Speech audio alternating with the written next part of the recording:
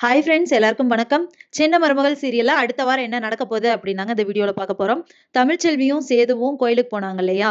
அப்போ போற வழியில ஆளெல்லாம் சேர்ந்து சேது அடிச்சிடுறாங்க. அடிச்சுட்டு தமிழ்ச்செல்வியும் பிளஸ் அந்த கார்ல இருந்த வைர வேலையும் கடத்திட்டு போயிடுறாங்க.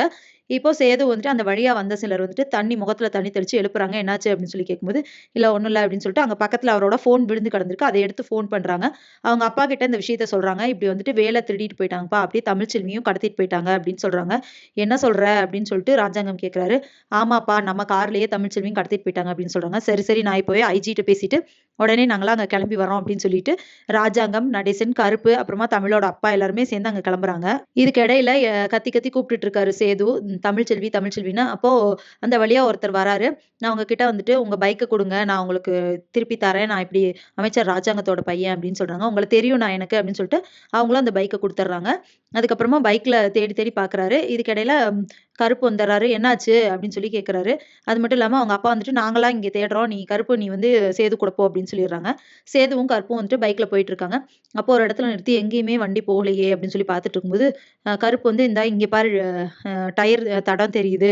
அதனால இங்க தான் போயிருக்கும் காரு அப்படின்னு சொல்றாங்க. அது எப்படி நம்ம வண்டி தான்னு உறுதியா சொல்ற அப்படின்னு சொல்லி கேட்குறாங்க. சேது, இல்ல சேது எனக்கு தெரியும். நான் தானே டெய்லி வண்டிய துடைக்கிறேன். போன வாரம் தான் புது டயர் வாங்கி மாத்திருக்கேன். எனக்கு நல்லா தெரியும் அப்படின்னு சொல்லும்போது, சரி வா போலாம் அப்படின்னு சொல்லிட்டு அங்க போறாங்க. அப்ப தமிழ்ச்செல்விய கொல்றதுக்கு அப்பதான் போறாங்க. கரெக்ட்டா அப்ப வந்து சேது வந்துடுறாரு. வந்துட்டு எல்லாத்தையும் அடிச்சு போட்டு சேது பிளஸ் கருப்பும் சேர்ந்து எல்லாத்தையும் அடிச்சிடுறாங்க. அடிச்சுட்டு தமிழ்ச்செல்விய அவுத்து கூட்டிட்டு போற நேரம் கரெக்ட்டா வந்துட்டு கத்தி எடுத்து சேதுவ வெட்டுறதுக்கு வராங்க. சேதுவோட அப்பா ராஜாங்கமும் அங்க வந்துடுறாரு. ஸோ அவர் வந்துட்டு என்னை தாண்டி என் பையன எதுவும் செய்ய முடியாதுன்ட்டு எல்லாருமே சேர்ந்து அடிச்சு அப்புறம் அவங்கள பிடிச்சிடுறாங்க. அந்த திருடங்கள எல்லாம் பிடிச்சிடுறாங்க. அப்புறம் போலீஸும் கரெக்ட்டா வந்துடுறாங்க.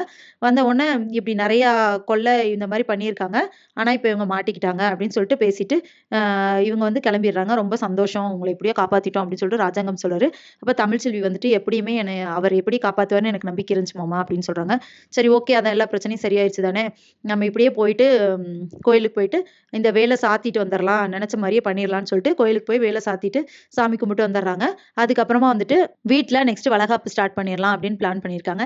இங்க ஈஸ்வரி என்ன நெனச்சுட்டு இருக்காங்கன்னா, ஓகே தமிழ்ச்செல்வி கடத்திட்டாங்க. ஸோ அவள கொன்றுவாங்க. இப்ப அப்படிதான் நியூஸ் வரப்போகுது நமக்கு அப்படின்னு சொல்லிட்டு எக்ஸ்பெக்ட் பண்ணிட்டு இருக்காங்க. ஆனா இவங்க எல்லாருமே அதாவது சேது, தமிழ்ச்செல்வி, ராஜாங்கம், கருப்பு எல்லாருமே இங்க இப்ப வராங்க வீட்டுக்கு. வீட்டுக்கு வந்து இறங்குன உடனே தமிழ்ச்செல்விக்கு ஏதோ ஆயிருச்சுன்னு சொல்லுவாங்க அப்படின்னு சொல்லிட்டு ஈஸ்வரி எதிர்பார்த்துட்டு இருக்காங்க. அப்ப பார்த்தா தமிழ்ச்செல்வியும் வந்து இறங்குறாங்க. இவங்களுக்கு பெரிய ஷாக்கு. ஸோ தமிழ்ச்செல்விக்கு எதுவும் ஆகலையா அப்படின்னு சொல்லிட்டு. அப்போ ராஜாங்கம் வந்துட்டு, ஒரு பிரச்சனையும் இல்ல. எல்லாத்தையும் காப்பாத்தி கூட்டிட்டு வந்தாச்சு அப்படின்னு சொல்றாரு. இப்ப இப்படி ப்ராப்ளம் ஆயிருச்சே. மாட்டிக்கிட்டா நம்ம பேர் எதுவும் சொல்லிருவாங்களோ அப்படிங்கிற மாரிலாம் ஈஸ்வரி யோசிச்சுட்டு இருக்காங்க. சரி வாங்க நம்ம பிளான் பண்ணபடியே வளகாப்பு நல்லபடியா நடத்தலாம் அப்படின்னு சொல்லிட்டு ராஜாங்கம் சொல்றாரு. அதே மாரி தமிழ்ச்செல்வி சேதுவுக்கும் வளகாப்பு நல்லபடியா நடக்குது. ஸோ இதுக்கப்புறம் என்ன நடக்க போகுது அப்படிங்கிறத இனி வர்ற வீடியோல ஒண்ணொண்ணா பார்க்கலாம் ஃப்ரெண்ட்ஸ். அது வரைக்கும் வெயிட் பண்ணுங்க. நன்றி. வணக்கம்.